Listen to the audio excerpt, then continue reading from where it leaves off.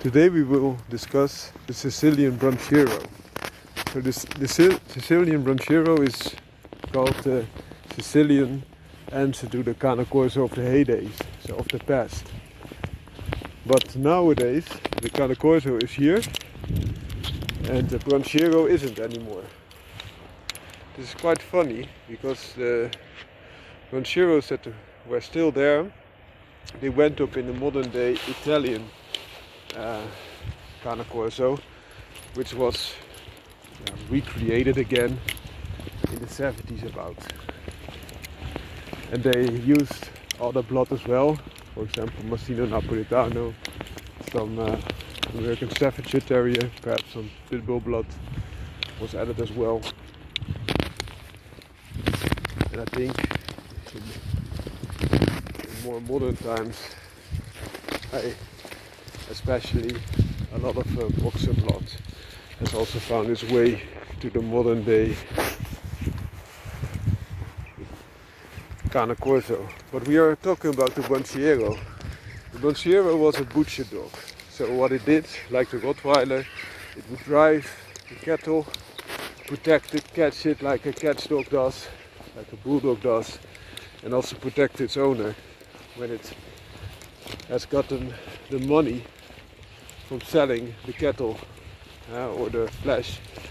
But normally this butcher dog was a dog that took the cattle from the cattle owner to the butcher, and the butcher would pay, and then because he could use those cattle to make meat, and that was the butcher dog, the butcher's job.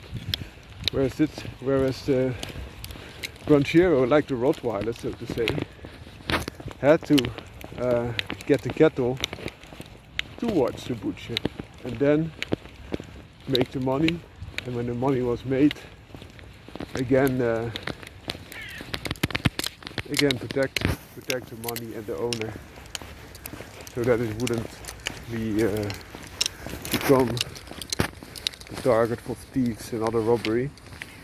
And the funny thing is with the modern day Corso, which is of the Branchiero type but also has some modern day influences, it's quite dissimilar as compared to the American Corso, which is especially cross between Mastino Napolitano. Hey!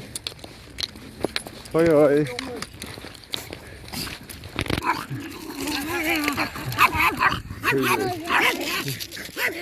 Kom op, wijkje. But also had blood in it from the Rottweiler. A lot of blood of the Rottweiler. So much that the Mastino Napolitano and Rottweiler blood was far more than the Branchiero or Italy type of Corso blood that was entered. And now these two gene pools are separating, or have been separated since the beginning, because the Rottweiler, of course, had a similar purpose than the Branchiero had, and also the original Corso had, but is of completely different lineage. And the Mastino Napolitano is in both.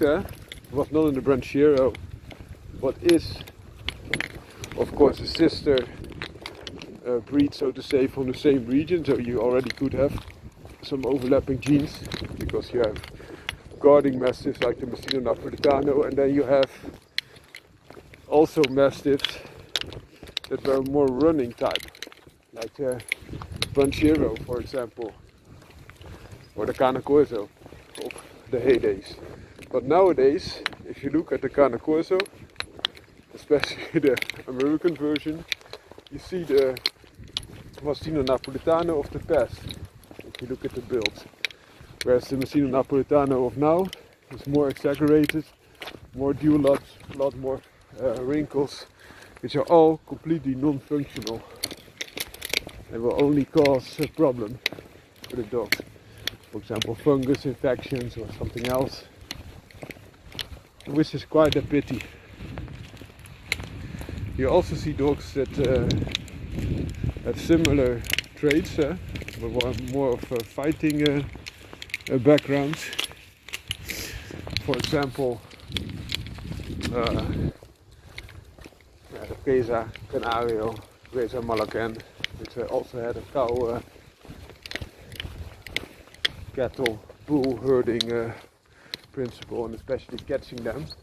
Carabao also means bulldog, and the Carabao is the other name of the Presa Malacan.